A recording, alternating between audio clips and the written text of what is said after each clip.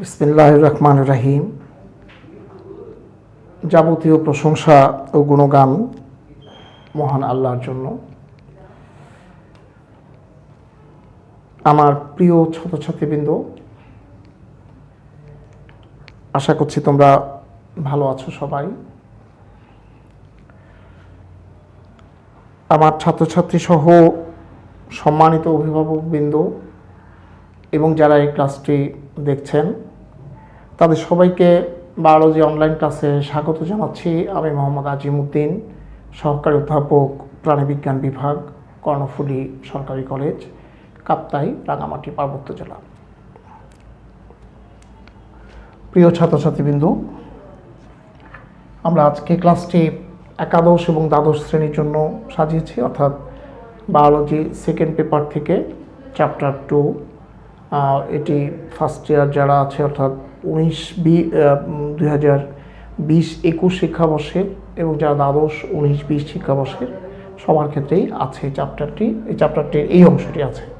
অর্থাৎ আমরা পড়ছিলাম ঘাসফড়িং, এবং এই চ্যাপ্টারের প্রথম অংশটা হাইড্রাটা 19-20 শিক্ষাবর্ষের সিলেবাস থেকে বাদ দেওয়া হয়েছে, কিন্তু বাকি দুটো ঘাসফড়িং এবং রুই মাছ, এই দুটো কিন্তু ফার্স্ট ইয়ার এবং সেকেন্ড ইয়ার সবারই আছে, অর্থাৎ 19-20, 20-21 দুই শিক্ষাবর্ষের ছাত্রছাত্রীদের সিলেবাসেই আছে। আমরা আজকের আলোচ্য বিষয় যদি ম্যাটামরফোসিস, কিন্তু আমাদের গত ক্লাসে একটি অংশ বাকি থেকে গেছে, সেটি হচ্ছে সুপার পজিশন ইমেজ। আমরা প্রথমে গত ক্লাসের যে অংশটি আমরা শেষ করতে পারিনি সেটি আগে আলোচনা করব। আমরা গত ক্লাসে আলোচনা করেছিলাম যে ঘাসফড়িং দুই ধরনের দেখতে পাওয়া, অর্থাৎ উজ্জ্বল আলোতে তাদের দর্শন কৌশল হচ্ছে এক ধরনের, আর অনুজ্জ্বল আলোতে দর্শন কৌশল হচ্ছে ভিন্ন ধরনের। উজ্জ্বল আলোতে আমরা যেটা দেখেছি গত ক্লাসে, আমরা উজ্জ্বল আলোতে দর্শন কৌশল, উজ্জ্বল আলোয় দর্শন কৌশল, অথবা অ্যাপোজিশন ইমেজ কিংবা মোজাইক ইমেজ অথবা মোজাইক ভিশন, এটা সম্পর্কে আমরা আলোচনা করেছিলাম। তো আজকে আমরা আলোচনা করব সুপার পজিশন ইমেজ, অর্থাৎ অনুজ্জ্বল আলোয় কিংবা বলা যায় যে স্তিমিত আলোয় ঘাসফড়িংয়ের দর্শন কৌশল।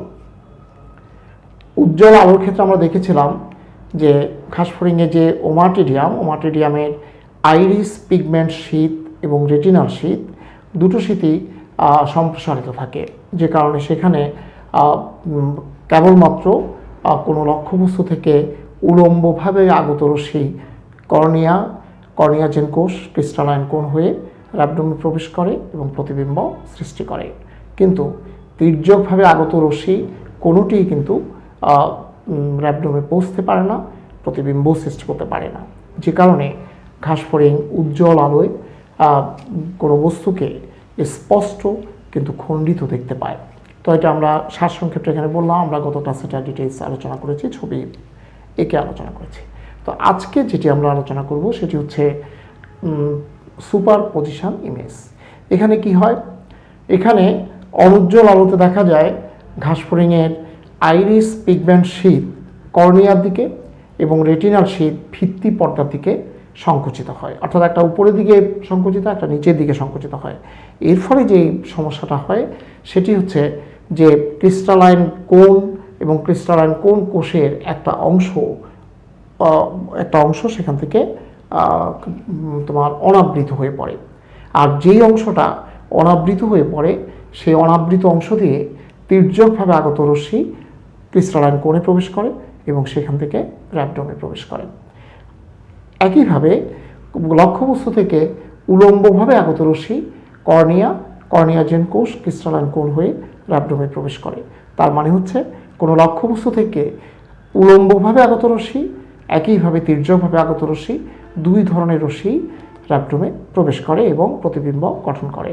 ফলে দেখা যায় যে অনুজ্জ্বল আলোয় ঘাসফড়িং একই জিনিসের অনেকগুলো প্রতিবিম্ব তৈরি হয়, এবং এই প্রতিবিম্বগুলো পরতে পরতে সজ্জিত হয়, একটার পর একটা সজ্জিত হতে থাকে।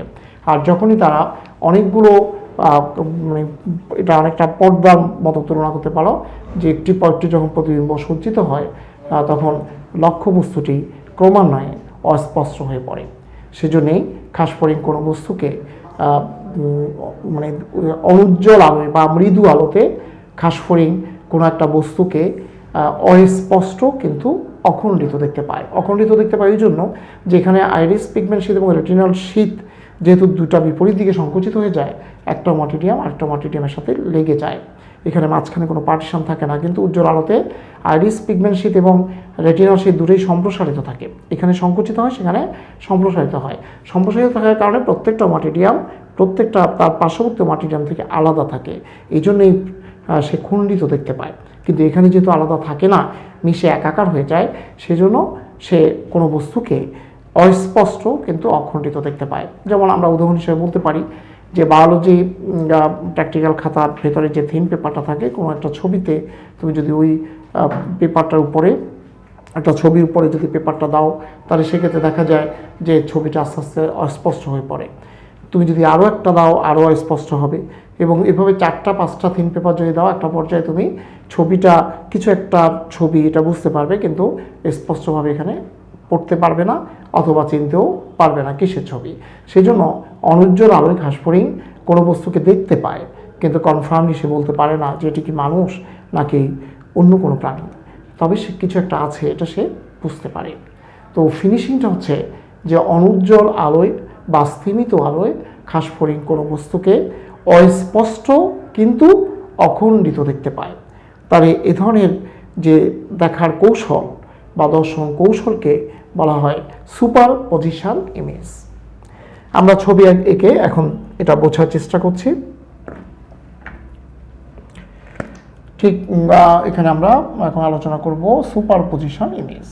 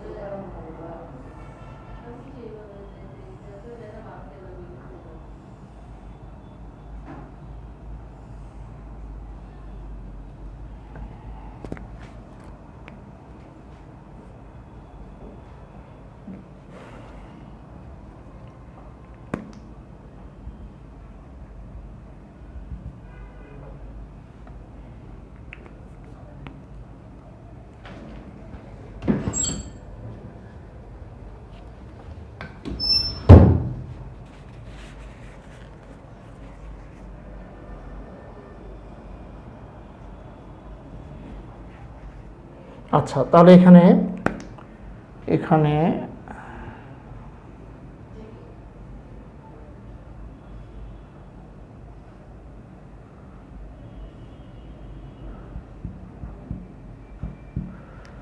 কর্নিয়াল কোষ, এখানে থাকবে ওমাটিডিয়াম র্যাবডোম। ওমাটিডিয়ামের র্যাবডোম হচ্ছে এগুলো।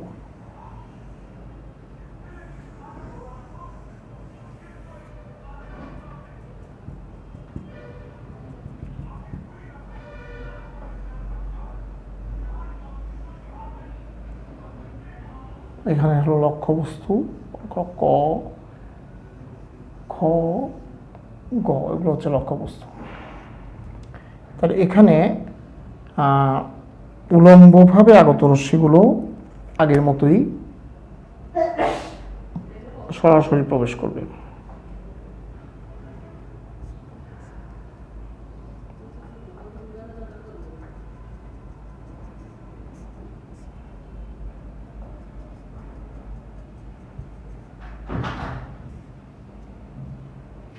আচ্ছা, এটা গেল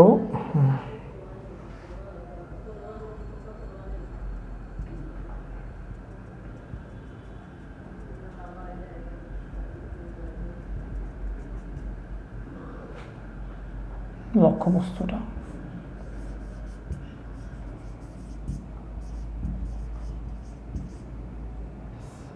কর্নিয়া।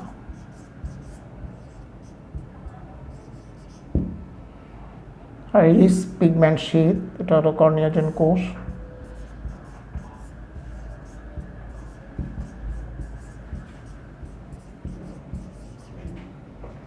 এটা হলো আইরিস পিগমেন্ট শীট।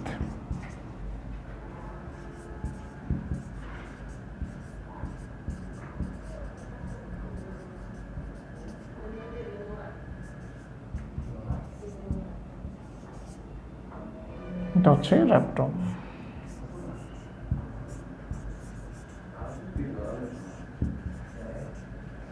এটা হলো ভিত্তি পর্দা।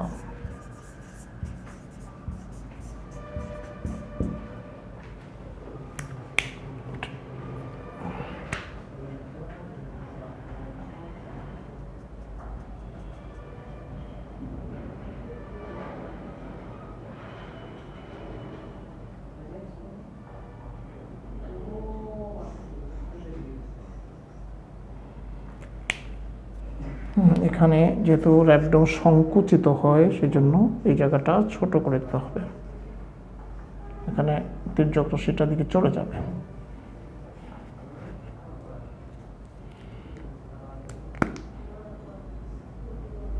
তাহলে উপরের দিকে সংকুচিত হচ্ছে, তাহলে এখান থেকে এই রশ্মিটা তির্যক রশ্মিটার দিকে চলে আসবে, এখান থেকেও তির্যক রশ্মিটা এখানে চলে আসবে। অর্থাৎ এখানে ক, খ এবং গ থেকে আগত উলম্ব রশ্মি এবং তির্যক রশ্মি দুটোই র্যাপডমে প্রবেশ করবে, আর সেই জন্যেই সব ধরনের প্রতিবিম্ব এখানে তৈরি হবে। তাহলে আমরা এখন ব্যাখ্যাতে যাচ্ছি। ছবিটা দেখে ছবিটা খেয়াল করো যে আমরা বলছি যে উজ্জ্বল আলোয় বা অনুজ্জ্বল আলোয় ঘাসফড়িংয়ে দর্শন কৌশলকে বলা হয় অ্যাপোজিশন ইমেজ।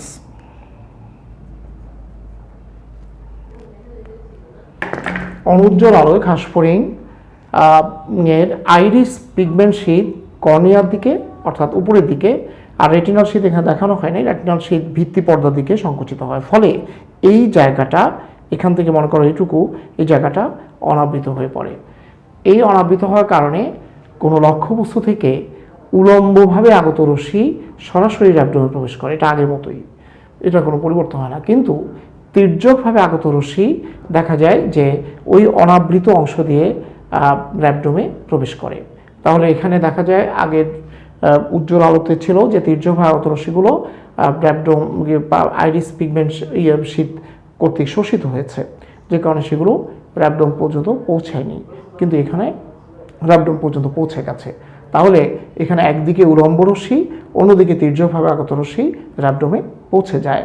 ফলে একই বস্তুর অনেকগুলো প্রতিবিম্ব গঠিত হয়, আর এই প্রতিবিম্বগুলো একটির উপর একটি সজ্জিত হয়। ফলে লক্ষ্যবস্তুটি ক্রমান্বয়ে অস্পষ্ট হয়ে ওঠে। আর সে কারণেই ঘাসফড়িং কোনো বস্তুকে মৃদু আলোয়, কোনো বস্তুকে অস্পষ্ট কিন্তু অখণ্ডিত দেখতে পায়। আর এ ধরনের দর্শন কৌশলকে সুপার পজিশন ইমেজ বা সুপার পজিশন ভিশন বলে। সুপার পজিশন ইমেজই বেশি বলে। আমি আবার বলছি যে অনুজ্জ্বল আলোয় ঘাসফড়িংয়ের আইরিস পিগমেন্ট শীট কর্নিয়ার দিকে এবং রেটিনাল শীট ভিত্তি পর্দার দিকে সংকুচিত হয়। এর ফলে ক্রিস্টালাইন কোণ সহ ক্রিস্টালাইন কোণ কোষের একটি অংশ অনাবৃত হয়ে পড়ে। ফলে কোনো লক্ষ্যবস্তু থেকে উলম্বভাবে আগত রশ্মি সরাসরি র্যাপডমে কর্নিয়াজেন কোষ ক্রিস্টালাইন কোণ হয়ে র্যাপডমে প্রবেশ করে। আমরা দেখতে পাচ্ছি এগুলো প্রবেশ করেছে সবগুলো। কিন্তু তির্যকভাবে আগত রশ্মি তোমার ক্রিস্টালাইন কোণের অনাবৃত অংশ দিয়ে ক্রিস্টালাইন কোণে প্রবেশ করে এবং সেখান থেকে র্যাপডমে পৌঁছে। অর্থাৎ উলম্বভাবে আগত রশ্মি এবং তির্যকভাবে আগত রশ্মি উভয় ধরনের রশ্মি র্যাপডমে প্রবেশ করে, যে কারণে র্যাপডম উলম্বভাবে আগত রশ্মির মাধ্যমে একইভাবে তির্যকভাবে আগত রশ্মির মাধ্যমে একই বস্তুর একাধিক প্রতিবিম্ব গঠন করে। আর এই প্রতিবিম্বগুলো পরতে পরতে সজ্জিত হয়, ফলে লক্ষ্যবস্তুটি অস্পষ্ট হয়ে পড়ে। আর সে কারণে ঘাসফড়িং অনুজ্জ্বল আলোয় বা স্তিমিত আলোয় কোনো বস্তুকে অস্পষ্ট কিন্তু অখণ্ডিত দেখতে পায়। এই ধরনের দর্শন কৌশলকে বলা হয় সুপার পজিশন ইমেজ। তাহলে আমাদের আজকের এই অংশটা শেষ হচ্ছে। এখন আমরা যেটি আলোচনা করব সেটি হচ্ছে মেটামরফোসিস বা রূপান্তর প্রক্রিয়া। তো রূপান্তর কাকে বলে? রূপান্তর কাদের ক্ষেত্রে হয় সেটি আগে আমাদের জানতে হবে। রূপান্তরটা হয় যেসব প্রাণীদের ডাইরেক্ট ডেভেলপমেন্ট হয় তাদের ক্ষেত্রে রূপান্তর ঘটে না। রূপান্তর ঘটে যেসব প্রাণীদের ইনডাইরেক্ট ডেভেলপমেন্ট ঘটে। এবং এই ডাইরেক্ট ডেভেলপমেন্ট এবং ইনডাইরেক্ট ডেভেলপমেন্ট দুটোর মধ্যে পার্থক্য কোথায়? ডাইরেক্ট ডেভেলপমেন্ট হলো বা যে সমস্ত প্রাণী ঠিক তাদের নিজেদের মতোই সন্তান প্রসব করে, শিশু প্রসব করে, যেটা দেখতে মা মেয়ের মতো বা বাবার মতো, অর্থাৎ তার প্রজাতির মতো, পূর্ণাঙ্গ প্রাণীর মতো, সেই ধরনের ডেভেলপমেন্টকে বলা হয় সম্পূর্ণ ডেভেলপমেন্ট। আর যে ডেভেলপমেন্টের মধ্যে কোনো প্রাণী এমন ধরনের শিশু সন্তান প্রসব করে যার সাথে তার পূর্ণাঙ্গ প্রাণীর কোনো মিল থাকে না, তখন অর্থাৎ ডাইরেক্ট নিজের মতো শিশু প্রসব করতে পারে না যারা, তাদেরকে বলা হয় ইনডাইরেক্ট ডেভেলপমেন্ট।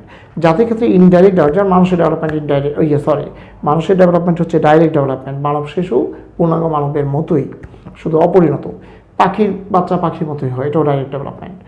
গরুর বাচ্চা গরুর মতোই হয়, বানরের বাচ্চা বানরের মতোই হয়। এগুলো হচ্ছে সব ডাইরেক্ট ডেভেলপমেন্ট। উন্নত প্রাণীর সবই ডাইরেক্ট ডেভেলপমেন্ট। কিন্তু অনুন্নত প্রাণীদের মধ্যে সাধারণত ইনডাইরেক্ট ডেভেলপমেন্ট হয়। যেমন ধরো তেলাপোকা, ঘাসফড়িং, এদের যে শিশু অবস্থা সেটার সাথে পূর্ণাঙ্গ প্রাণীর মিল কিছুটা থাকে, কিছুটা থাকে না, কোনোটা মিল থাকে না। যেমন ব্যাঙের যে শিশু অবস্থা ব্যাঙাচি, সেটার সাথে পূর্ণাঙ্গ ব্যাঙের তেমন কোনো মিল নেই। অর্থাৎ দুটো সম্পূর্ণ আচরণিক দিক থেকে এবং স্বভাবজাত বৈশিষ্ট্যের দিক থেকে, গাঠনিক দিক থেকে দুটোই আলাদা। তাহলে এখন আমরা বুঝতে পারলাম যে যাদের ক্ষেত্রে মেটামরফোসিসটা হলো, যাদেরকে এটা এমন একটা পদ্ধতি যেটা ঘটে ডাইরেক্ট ইনডাইরেক্ট ডেভেলপমেন্ট যারা, তাদের ক্ষেত্রেই মেটামরফোসিস ঘটে।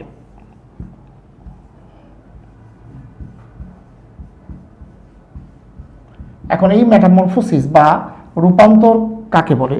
তাহলে আমরা বলতে পারি যে যখন কোনো প্রাণীর শিশু অবস্থা আঙ্গিক এবং স্বভাবজাত বৈশিষ্ট্যের, আঙ্গিক অথবা স্বভাবজাত বৈশিষ্ট্যের কিংবা উভয় বৈশিষ্ট্যের পরিবর্তন ঘটিয়ে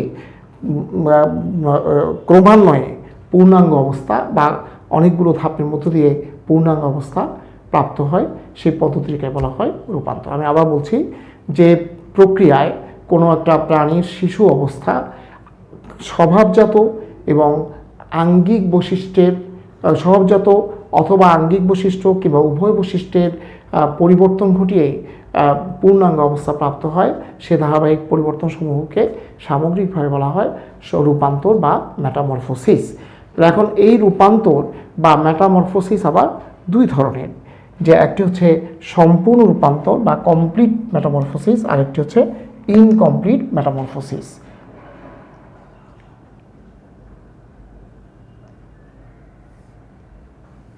তাহলে অসম্পূর্ণ রূপান্তর বা ইনকমপ্লিট মেটামরফোসিস।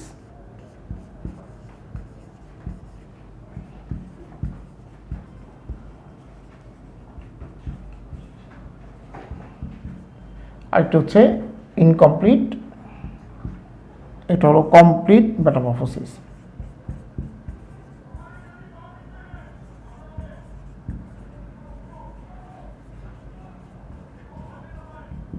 আচ্ছা, এখন ইনকমপ্লিট মেটামরফোসিস হচ্ছে যে রূপান্তর প্রক্রিয়ায় আঙ্গিক অথবা স্বভাবজাত যে কোনো একটি রূপান্তরের মাধ্যমে কোনো প্রাণীর শিশু অবস্থা পূর্ণাঙ্গ দশায় উপনীত হয়, তাকে বলা হয় ইনকমপ্লিট মেটামরফোসিস। মানে পুরোপুরি রূপান্তর হয় নাই, যেটা ঘাসফড়িংয়ের ক্ষেত্রে ঘটে, তেলাপোকার ক্ষেত্রে ঘটে। আর কমপ্লিট মেটামরফোসিস বা পূর্ণাঙ্গ মানে সম্পূর্ণ মেটামরফোসিস রূপান্তর যেটাকে বলে, সম্পূর্ণ রূপান্তর, অসম্পূর্ণ রূপান্তর। তো কমপ্লিট মেটামরফোসিস হচ্ছে সম্পূর্ণ রূপান্তর, আর ইনকমপ্লিট মেটামরফোসিস হচ্ছে অসম্পূর্ণ রূপান্তর। তাহলে কমপ্লিট মেটামরফোসিস বা সম্পূর্ণ রূপান্তরটা হচ্ছে যেখানে আঙ্গিক এবং স্বভাবজাত বৈশিষ্ট্যের ব্যাপক পরিবর্তন ঘটে, অর্থাৎ যে রূপান্তর প্রক্রিয়ায় কোনো প্রাণীর শিশু অবস্থা আঙ্গিক এবং স্বভাবজাত উভয় বৈশিষ্ট্যের পরিবর্তনের মাধ্যমে পূর্ণাঙ্গ দশায় উপনীত হয় তাকে বলা হয় কমপ্লিট মেটামরফোসিস অথবা সম্পূর্ণ রূপান্তর।